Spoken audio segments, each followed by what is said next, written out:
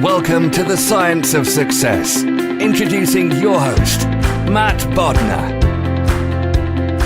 Welcome to the Science of Success, the #1 evidence-based growth podcast on the internet, with more than 3 million downloads and listeners in over 100 countries. In this episode, we discuss how to break into careers in tough industries, the skills it takes to succeed in difficult circumstances, how to deal with the difficulty of constant rejection, how to build the muscle of determination, a really cool hack for switching your thinking that can make it much easier to face challenging situations and rejection, and much more with our guest, Alex Grodnik. Do you need more time? Time for work, time for thinking and reading, time for the people in your life, time to accomplish your goals? This was the #1 problem our listeners outlined, and we created a new video guide that you can get completely for free when you sign up and join our email list. It's called How You Can Create Time for the Things That Really Matter in Life. You can get it completely for free when you sign up and join the email list at successpodcast.com. You're also going to get exclusive content that's only available to our email subscribers. We recently pre-released an episode and an interview to our email subscribers a week before it went live to our broader audience. And that had tremendous implications because there was a limited offer in there with only 50 available spots that got eaten up by the people who were on the email list first. With that same interview, we also offered an exclusive opportunity for people on our email list to engage one-on-one for over an hour with one of our guests in a live exclusive interview just for email subscribers. There's some amazing stuff that's available only to email subscribers that's only going on if you subscribe and sign up to the email list. You can do that by going to successpodcast.com and signing up right on the homepage. Or if you're driving around right now, if you're out and about and you're on the go, you don't have time, just text the word SMARTER to the number 44222. That's SMARTER to the number 44222. In our previous episode, we looked at how to live a happy, healthy, successful life from the inside out. We explored what it means to have an integrated brain, looked at lessons across vastly different scientific disciplines, and shared the accessible, simple strategy you can use in 20 minutes to integrate the most important learnings from scientific research to create an integrated brain, body, and mind to improve your health, happiness, well-being, and success with our previous guest, Dr. Dan Siegel. If you want to have a healthy, happy brain, listen to that episode. Now, for our interview with Alex. Today, we have another exciting guest on the show, Alex Grodnik. Alex is the COO at the fintech startup Payclub. He holds a degree in finance from UCLA Anderson. He spent more than 9 years in the investment banking industry, digital media, business development, and much more. He's the host of the Moving Up podcast by Wall Street Oasis, where he interviews business leaders to learn and share their secrets to success and life. Alex, welcome to the Science of Success. Thanks so much for having me. Excited to be speaking with you. Yeah, I think this will be a really interesting conversation and, definitely relevant, especially to some of our kind of younger listeners as they're sort of formulating their careers and deciding what they want to do with their lives. I'd love to kind of hear your story and your journey about how you kind of got into the investment banking world and how the challenges around that, sort of presented themselves and how you overcame them. And then ultimately sort of what some of the lessons that came out of that would be. Yeah. I grew up on the West Coast, actually in a small ski town, Park City, Utah. And so I didn't really know any investment bankers. That wasn't a thing that people did in Utah. But for whatever reason, I knew that was what I wanted to do. Maybe it was a prestigious job. There was something inside of me. I always wanted to go work at the top level of high finance. Everyone in my family was entrepreneurs, so no one had ever worked for anybody. So my parents and uncles and stuff would always say, "Oh yeah, wouldn't it be so great to go work for Goldman Sachs or JP Morgan?" They always thought that was the glamorous side of the world. And so fine, for basically my entire childhood, I've always thought, okay, I'm going to go to a good school and then I'm going to go get one of these hard to get, prestigious banking jobs. And so I left Park City. I went to school out in Pennsylvania to a small school, Lehigh University, that had a pretty good track record of placing people into Wall Street. And everything was going according to plan. And then as I was getting ready to graduate, it was also 2009 and the economy was melting down.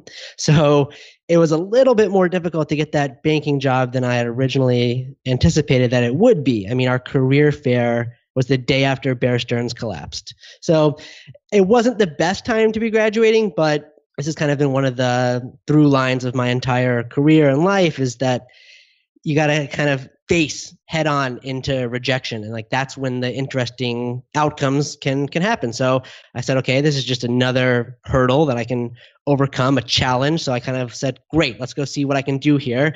And I can't even remember how many resumes I sent out. I mean, multiple hundreds, and phone calls. And I mean, no one was hiring. It was like, they didn't even know if their firm was going to be in existence. So trying to get my first job was a little bit scary, but I was able to do it. I got a job at JP Morgan in their kind of asset management group. And they really beefed up the analyst program there. It was 150 people in 2009, because it turned out that was a big piece of the bank's revenue in 2009. Everyone kind of wanted to go to the safest bank, and that was JP Morgan. And so while it wasn't that investment banking job, I thought, okay, this is great. I'm working for one of the top banks. I'm in their analyst training program. I got 3 months of training in New York, and the job was originally supposed to be in New York. I said, this is great. I'll go do this, and then I can transition into the investment bank, or I can go get my MBA, whatever it was. And it turned out that was pretty much the case. I did that job for about 2.5 years.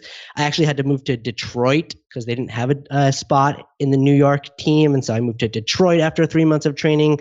And then I was able to move out to Los Angeles. I followed my now wife out here, who's from LA. So I moved here for love. But I did, it was a 3-year analyst program. I did it. And as I was finishing it up, I was still really focused on getting that hardcore investment banking job. And I had my boss at JP Morgan. He helped make some calls around LA. I got a couple interviews, and it just so happened that Houlihan Lokey and their what's called financial restructuring group, we can get into what that is, but they had a need. So I stopped working at JP Morgan, moved a couple of buildings over in Century City, which is where all the finance is in LA, and went to work for Houlihan Lokey for about 1.5 years.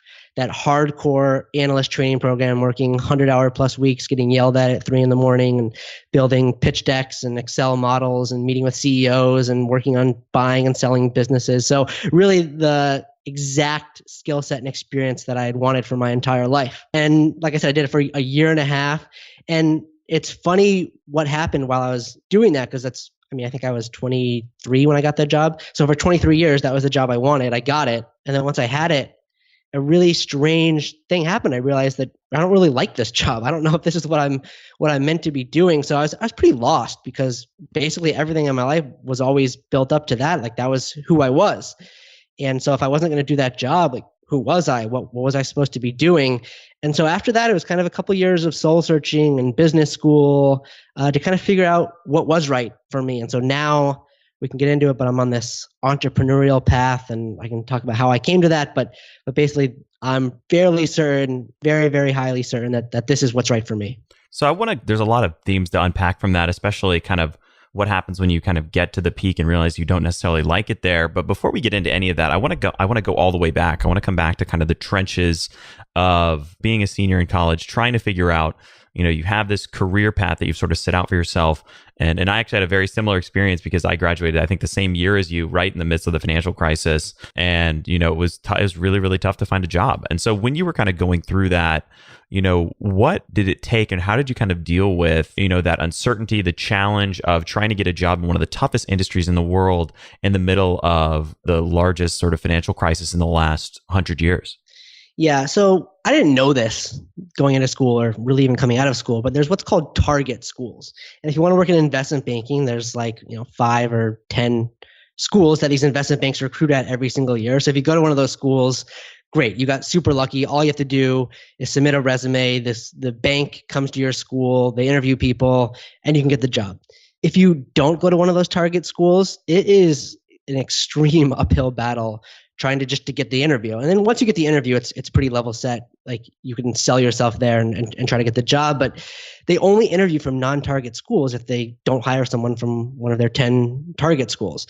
And so, like I said, I didn't know that. I had no idea how the process worked. And so I just was determined to get one of these jobs. And I think that's that naivete, whatever it is, that's kind of required. And you look at startups, like you just don't know any better. You don't know how the world works, how things are supposed to be, and just kind of put your head down and just hustle and go until it happens for yourself. And so, like I said, hundreds and hundreds of emails and finding ways to get to people and asking people for introductions and combing through LinkedIn and trying to see who works where and sending them a little personalized email and saying, hey, can we grab a call for 15 minutes, or someone that went to my school, or someone that just any type of warm introduction you can get. And then you go through the process. You have an email exchange. You try to get a call. Then from the call, you try to get an in-person meeting. And then from that in-person meeting, you try to get an interview. Or from that in-person meeting or interview, you're always moving the ball forward. That's what it took. I had so many calls and so many interviews, and it's all just learning and process as you go. But I mean, the success rates are not high, Matt. I mean, you're going to get sub 5%, if you're lucky, if you're doing everything great. 95% of the time you're going to get told no, or just not even responded to. So you got to develop a pretty thick skin for it. So were you at one of those target schools, or did you have to kind of create the job interview from outside of the system? Yeah, no, Lehigh is a good school, but no, it's not a target school from the investment banking perspective. This is like a bunch of the Ivy League schools, University of Pennsylvania probably being the best one. And then out in LA, USC and UCLA are both schools. But yeah, no, I was an outsider. So like I said, it's doggedness, it's hustle, it's finding a way just to not accept no for an answer. And if you have that determinedness, you're just not going to hear no, you're not going to accept that no, then hearing a no doesn't get you down. My brother, he's an actor out here in LA, and I can tell you in his profession, he gets told no more than anyone I ever know. And he's had to develop a desensitivity to it, because if you let all these no's kind of seep past your skin, you're going to start to question, well, is this what I should be doing? Am I even good at this? What if I never get a yes? And that's what stops a great outcome. A great outcome never comes from, I applied for a job, I got a yes, and now my life is easy. There's no easiness to life. You're going to hear hundreds and hundreds, and if not thousands of no's, and the unique outcomes, the huge life-changing moments, they don't come from your first trial and success and failure. You need hundreds of failures to kind of hone your pitch and hone your strategy and get to the right place and get to the right people. But that's just how it works. That's life, Matt. I think that's a really critical point, which is this idea that, greatness or achievement or, whatever the kind of big outcomes you're looking for in your life don't come from the first trial and the first failure, right? And it's usually it's like 10, 20, 30, 100 plus failures down the road before you really start to kind of crack through and start to really find those actual opportunities. Well, yeah. I mean, some people probably get lucky and, their very first startup they do turns into Facebook, but that's not the case. I mean, you look at the founders of Uber and the founders of most startups, they have several failures that took years and years of their life and hard work and probably gray hair and divorces and everything else before you get to that outsized outcome. And if it was easy to get to that outsized outcome, it happened on your first or second try, then everyone would do it. That's why the rewards are so great. They reward the people that are able to hear no 10,000 times and persist. That's the way that the universe is set up. So how did you cultivate that persistence? How did you deal with the constant sort of rejection and the challenges of just trying to even get an interview, let alone, then succeed in the interview and then succeed in the job, et cetera? Yeah, it's a great question. And I've since kind of put a name and a process around what I had at the time. I now refer to it as rejection therapy. But during the time, I had no idea what I was doing. It was just practice. It was getting reps, like you would if you were a quarterback of a football team. They talk about, you need reps with the offense, and you need to see actual game time. And as you get that practice, your brain matures and you're able to see things differently and feel differently. So yeah, in business school, I came to the realization of what it was inside of me. But at the time, I just called it determination, and that I just wasn't going to accept no for an answer. I think my dad kind of instilled that idea in me. Like I said, he's been a serial entrepreneur, just failure after failure, one after the next. I mean, now he's had some good successes, but he's 60 years old. So it took however long, 40 years of working to get to that point. So that's a long time. But he always told me, you just can't take no for an answer. If you hear no, that just gets you, I viewed it as every time that just got me one step closer to a yes. And I just learned a little bit, and maybe I expanded my network. And so I kept pushing forward. Now this process of rejection therapy, which I call it, it's the same thing as really anything else in life. If you're afraid of something, then exposing yourself to it is going to desensitize yourself to that fear. I have a buddy that I actually worked in banking with. He just took some time off to go travel the world with his fiance, and they spent a lot of time in South America, and they were camping, and they were in the forest. And he said, Alex, I was so afraid of spiders before I went on this trip, but now I've lived in the rainforest and I've seen spiders the size of my face, that a little spider back here in LA, like it doesn't even faze me. And I thought, wow, you're right. That's interesting. And rejection is no different from spiders, from germs, from whatever you're afraid of. If you expose yourself to being rejected all the time, eventually, and not even after that long of time, you're just not going to care about it anymore. You're not going to be afraid of it. You're going to put yourself out there in life and just not be afraid to hear no, which is unique. Most people don't have that. I love the idea of sort of getting reps in and practicing to sort of build that muscle of dealing with discomfort and rejection.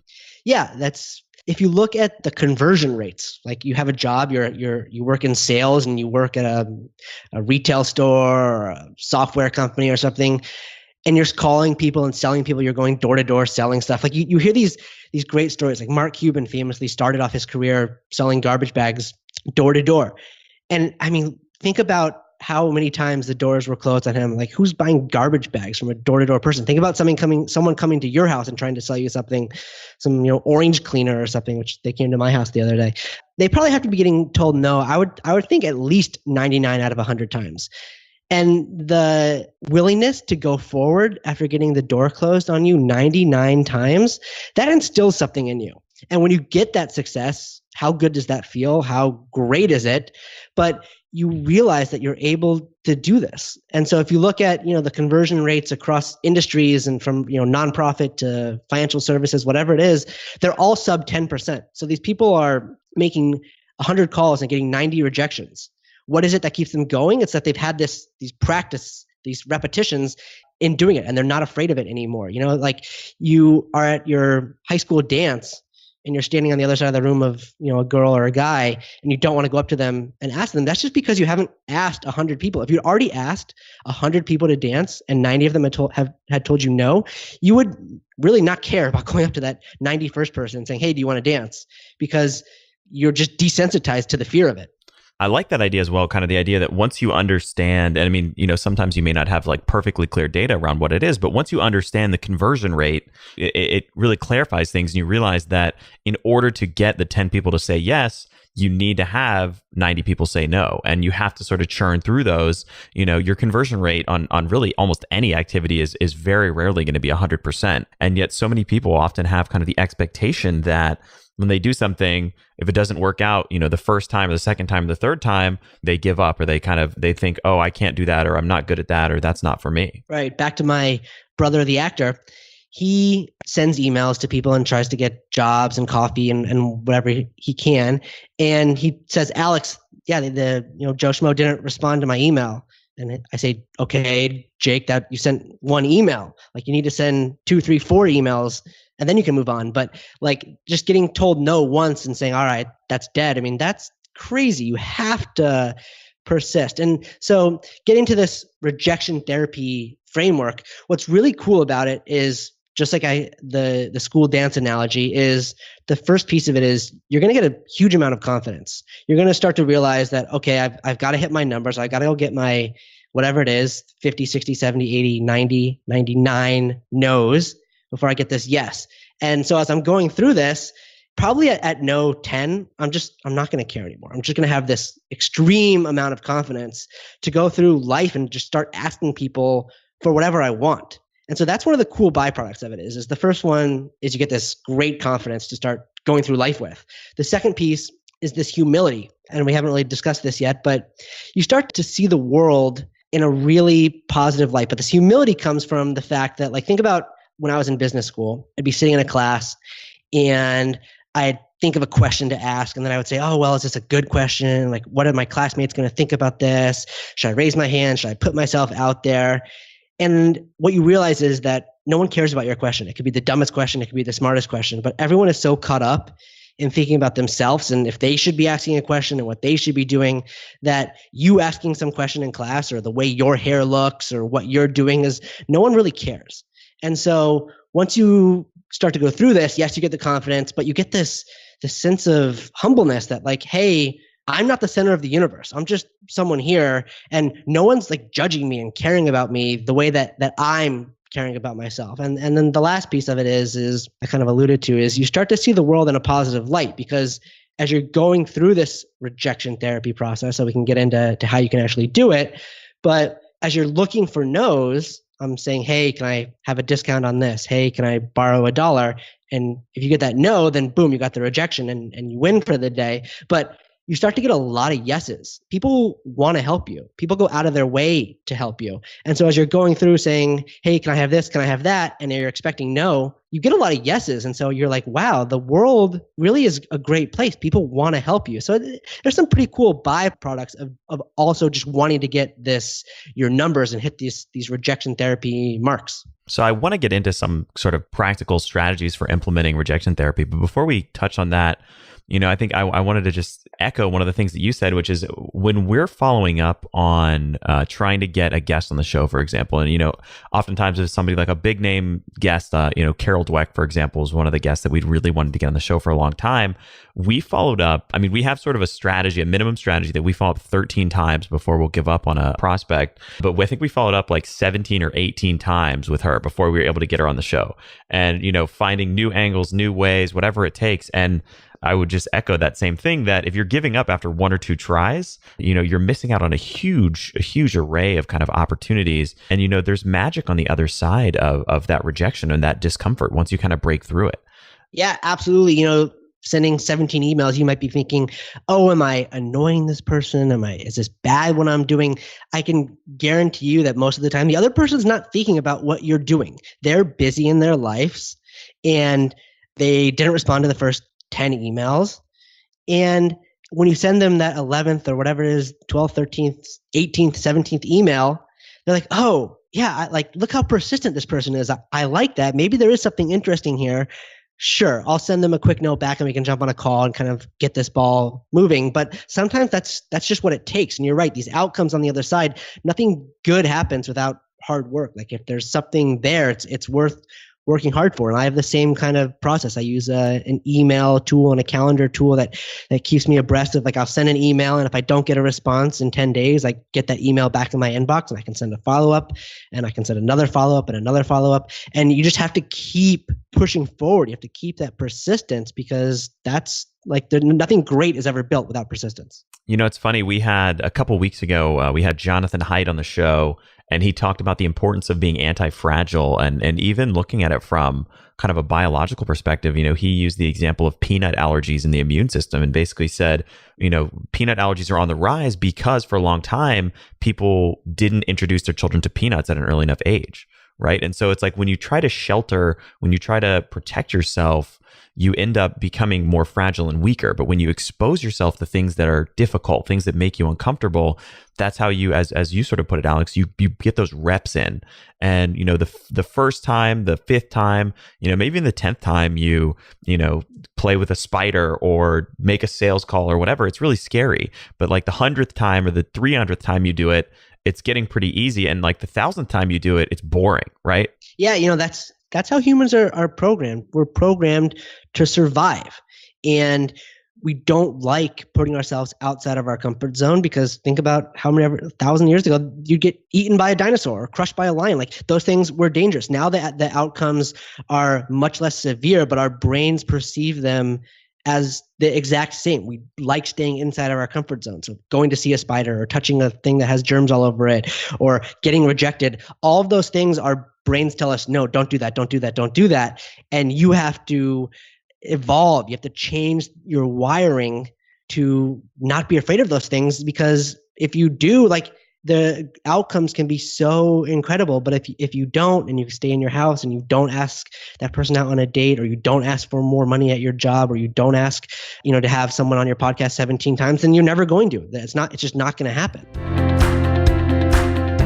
This episode of The Science of Success is brought to you by our amazing sponsor, Athletic Greens. I've used Athletic Greens for years to make sure that I'm on top of my game. I'm sure you've heard about it from other experts like Tim Ferriss or even previous Science of Success guest Michael Gervais.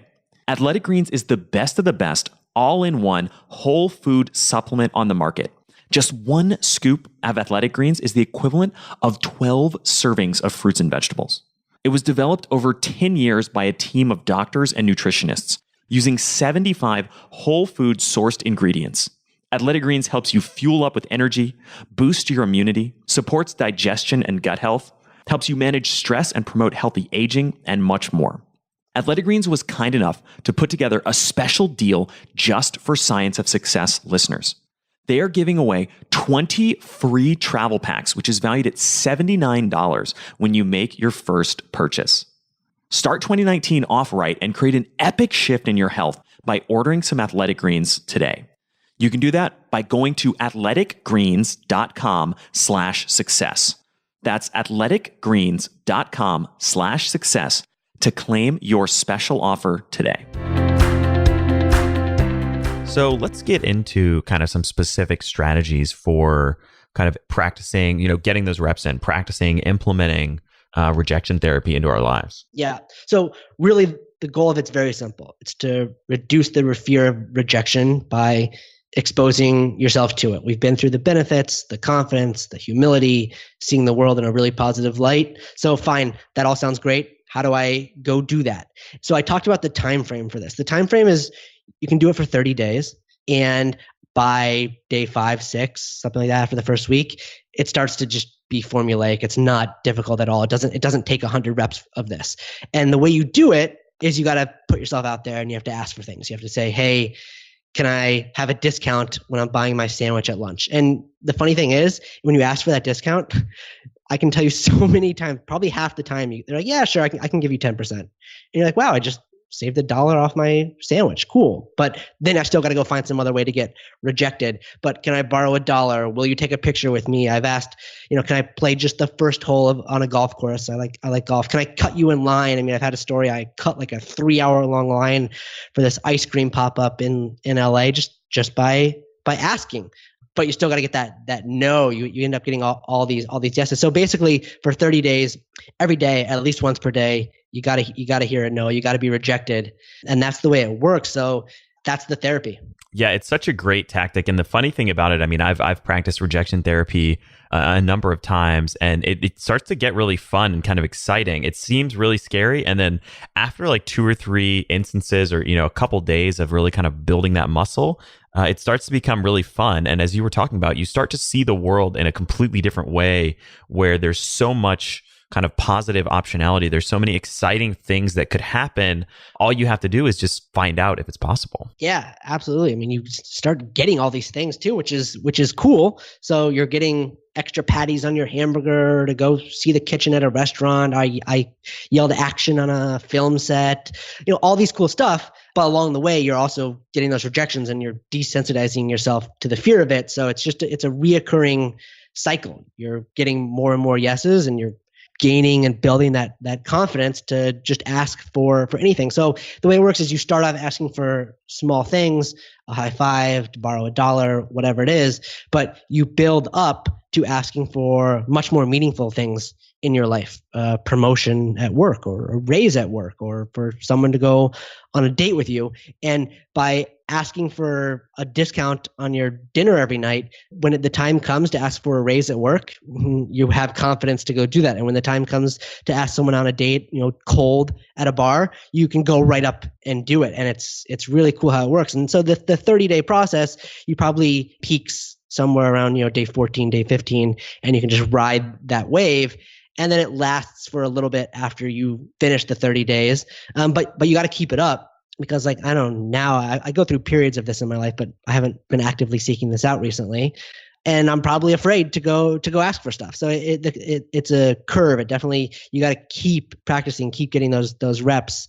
Otherwise it kind of deteriorates. And I think it comes back to as well what you talked about a second ago, which is this idea that, for many perspectives, we're sort of evolutionarily programmed to be afraid of lots of different things, right? Because if you eat the wrong berries or, if whatever else from an evolutionary standpoint, thousands of years ago, there's so many risks that you constantly have to be aware of that we're very naturally kind of risk averse. But the reality is the risks today are so much lower than they were. The downside of the vast majority of these things is literally just someone says no and nothing has changed other than, you weren't going to get whatever you were asking for before and they said no and now you're still not going to get it. That's like the disaster scenario. And the upside is tremendous. Like there's just a massive risk reward.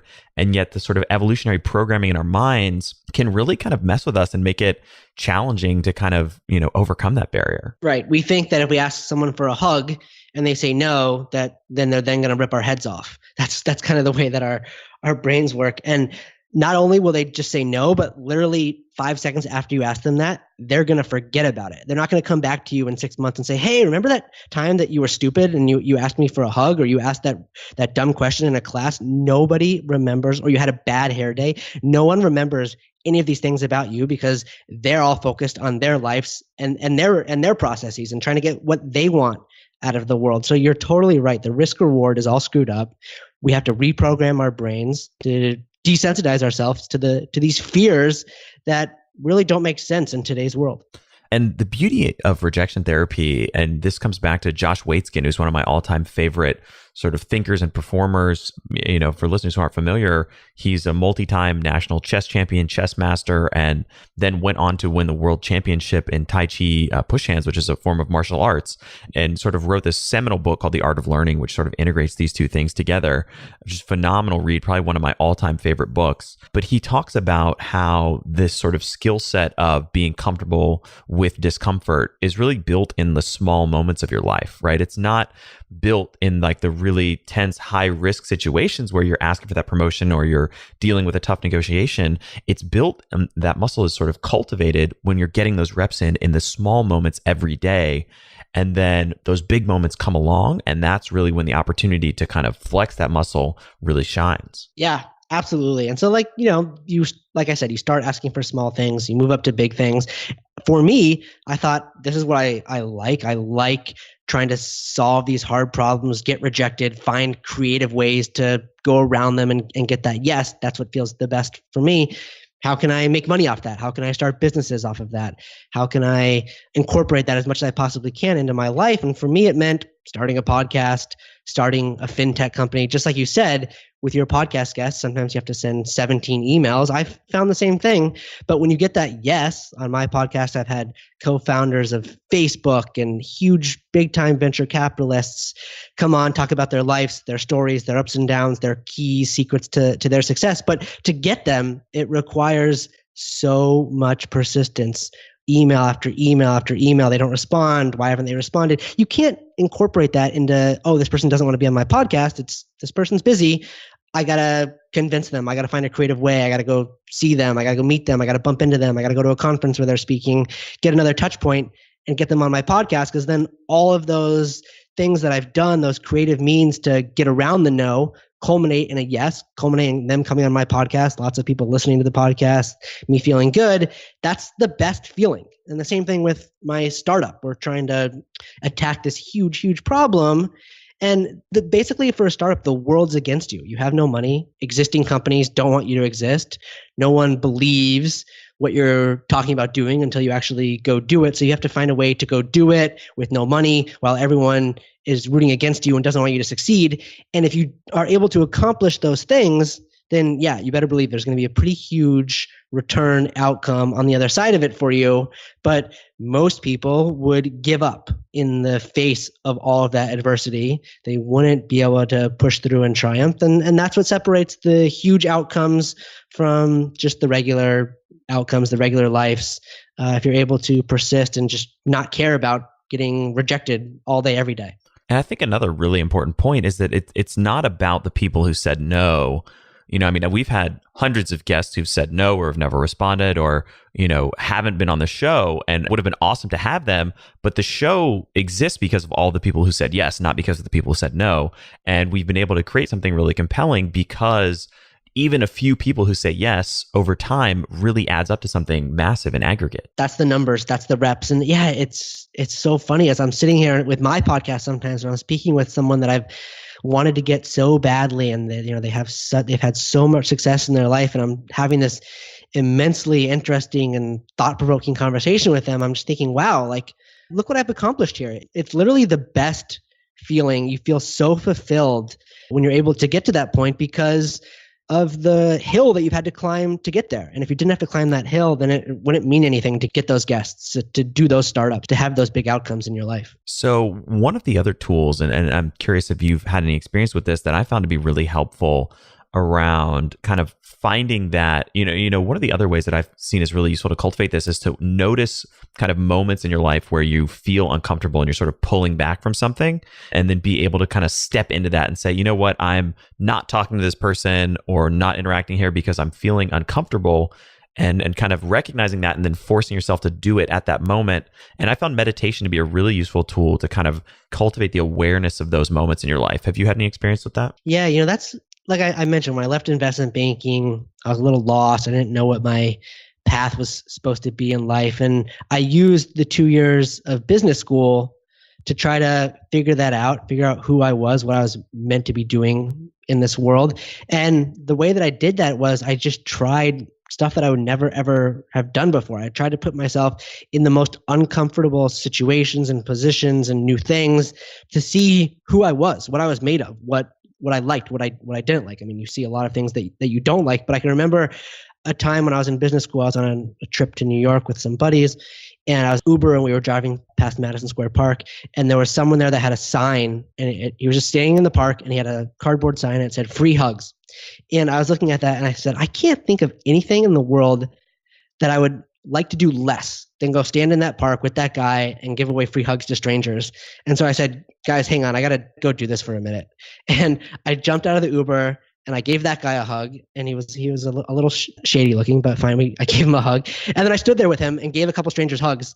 And I was so uncomfortable in the beginning, and then after 2 hugs, I was like, "Oh, okay, this is no big deal." And I just did something cool. I learned something about myself, and then I went and jumped back in the car with my buddies, and we went about our day. But that was the approach I took to business school, was just to try to put myself in the most uncomfortable situations and really just to learn about who I was. You kind of bring up something that I'd love to kind of come back and explore a little bit, which is, and this is a departure from rejection therapy, but what happens when you sort of spend your whole life focused on getting to this point of becoming an investment banker, and then you realize that, once you're on the mountaintop that you don't like it there? It was such a strange feeling, not just for myself. I mean, it was what my identity was. My friends, my family, everyone just knew me as this, 100-hour working investment banker, like feeling super self-important, feeling like my life was valuable and I was doing all these great things.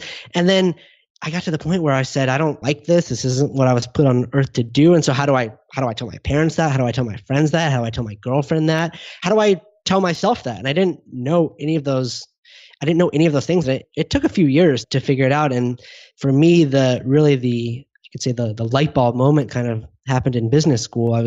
Business school is a lot about meeting people and having these life-changing experiences and kind of finding yourself. But for me, I would say the most impactful moment happened inside of a classroom. I was in this communication leadership type class one early morning, and the professor had us write down on a piece of paper times when we had felt like we were being our authentic self.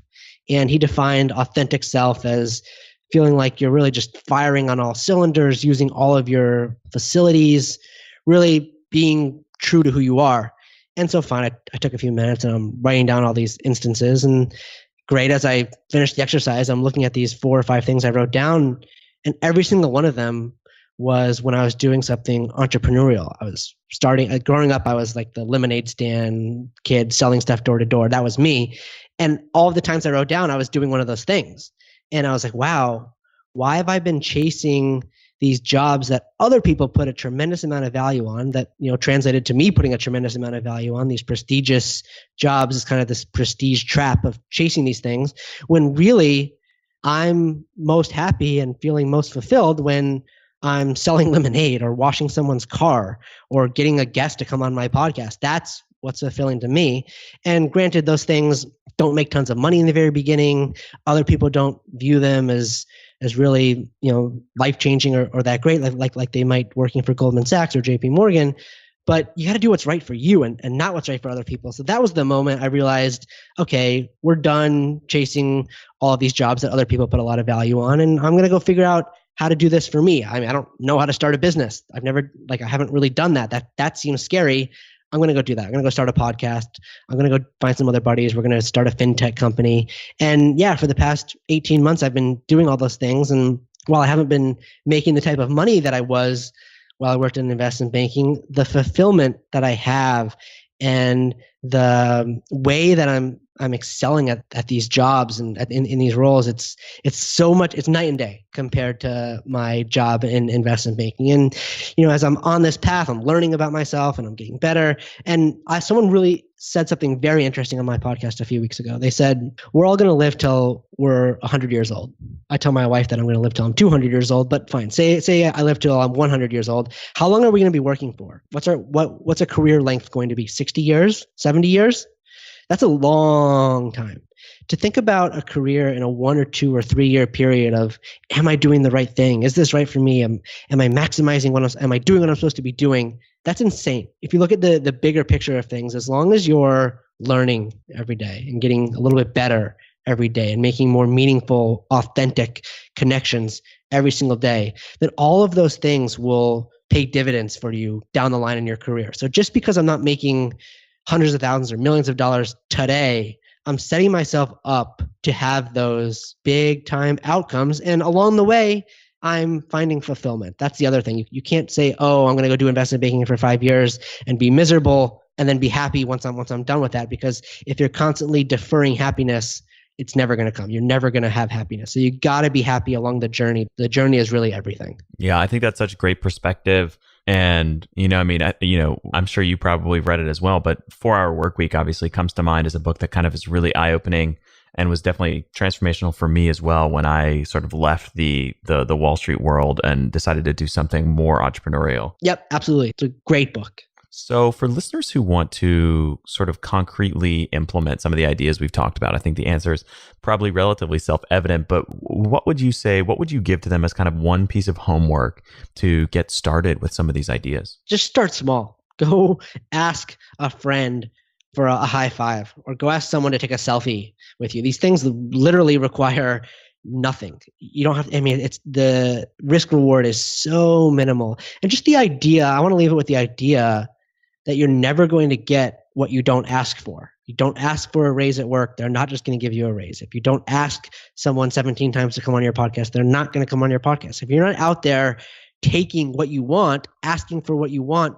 then nothing's ever going to happen for you. So start small, ask for really minuscule things that don't seem like they're meaningful at all, and work your way up very quickly. I might add, it goes fast, to asking for meaningful things and having a fulfilled life and getting what you want out of it. And for listeners who want to learn more, who want to be able to sort of find you and your work online, what's the best place for them to do that? Yeah, so I've got the podcast. It's called Moving Up. We have similar conversations, just like to what we're having now. I kind of go into business leaders, a lot of investors and founders and CEOs about their journeys, how they got to where they are, what set them apart.